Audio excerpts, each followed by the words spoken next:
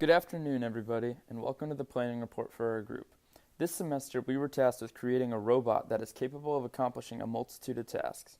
The main goals are to be able to drop Grindelwald, which is a tennis ball, into the center of the arena, rid the arena of all dog toys or dementors, and to be able to differentiate between a rubber ball and a plastic jewel. All of this must be accomplished while defending against other teams that are trying to put their rubber balls and dog toys in our home zone. Before construction begins, it is important to have a solid set of plans to make sure everything runs smoothly. Here you can see a planning tree we created to lay out the steps we should take before undergoing construction. The first step would be to simply understand the problem. This is accomplished using many tools like creating a function tree and specification sheets.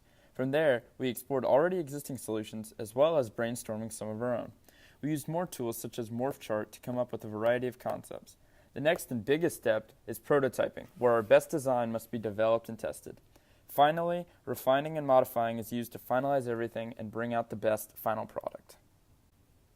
Here a priority matrix is shown.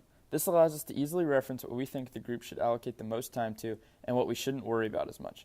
Among the most important items were part manufacturing and assembly of the end effector. The quality of both of these items will most directly reflect the overall quality of our machine. The Gantt chart gives us a schedule to follow.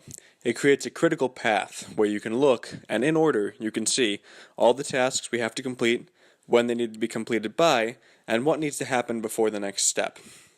That critical path will ensure we don't end up in a severe time crunch, and we don't mismanage our time, causing poorer quality of machine.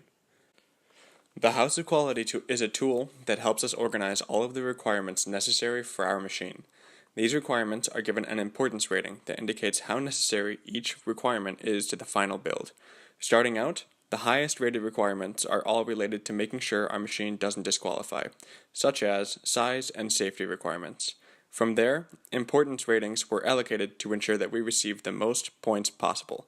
So if a requirement awards us more points, it has a higher rating, and as the point value goes down, so does the rating. In terms of the engineering requirements, we placed heavy focus on carefully calibrated weight, speed, and size of the machine.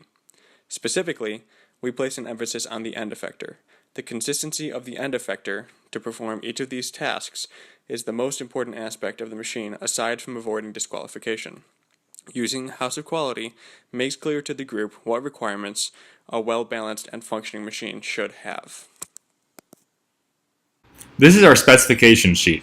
Using this tool, we can organize all of the required elements and characteristics of our machine, as well as assign the responsibility to a certain member or subgroup of our team. Many of these requirements are demands, such as the machine dimensions or the method of startup, so having these assigned and well covered is extremely important to the success of our team. The wanted elements, such as simple setup and modular design with nut-bolt assembly, are important but should not quite be prioritized to the same degree as the demands. The next tool we use in our product development is a function tree. It is designed to organize all of the functions expected of the machine into a logical and easy-to-read graphic. For our function tree, we defined the three primary functions and subsequently broke those down into their base functions. It was determined that the underlying functions the robot would need to complete were where to grab and place the dementors into competitor territory, collect and filter shiny objects and nifflers, and deliver Grindelwald to Azkaban and do so faster than the competitors. Finally, we have the morph chart. The morph chart is used to go through all the different functions our machine has to do and give 4 or so possible solutions for each function that can be used in our final build. The first function that needs to be done is to grab the Dementor. We wrestled with this idea quite a bit and came up with 4 main designs. One was to simply whack the Dementor with a mousetrap and use gravity as the power. We also thought about actually grabbing the Dementor with a gripper type contraption or by sliding under the dog bone and trapping it with a block. In terms of getting the Dementors out of our zone, we started with an idea that would work similar to how a baseball bat works, where we would hit the Dementor straight out of our zone. Our next idea was to have a mechanism that could get under the Dementor and using a counterweight, fling it upwards out of our zone. Other ideas were to have slides that went out and grabbed the Dementor or sending out a cart to retrieve it using spooled string. In terms of collecting the nifflers and the shiny objects, we were primarily focused on using a simple guide of sorts that would pull the nifflers and shiny objects away from the center. We also considered a few ideas, including a car wash-like mechanism or a suction system. To filter the nifflers and shiny objects, all of our ideas revolved around creating an object that was big enough to fit all of the shiny objects in, but small enough that the niffler would simply roll away. These ideas included an overhang that would pass over the shiny objects, a ramp that had a hole in the center, or by using guides that would extend to different lengths, collecting the gems in one compartment and expelling Dementors with the other.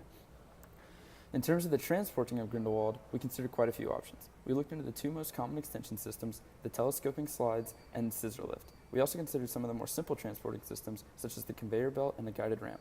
Finally, in order to place Grindelwald in the teleporting chair, our first thought was to use a gripping mechanism that could simply drop it in. Then we thought of a device that would simply fling the ball into the teleporting chair by throwing it outward. We also considered some ideas like a pipe that would bring Grindelwald directly to the chair, or a simple ramp contraption that released the ball towards the goal.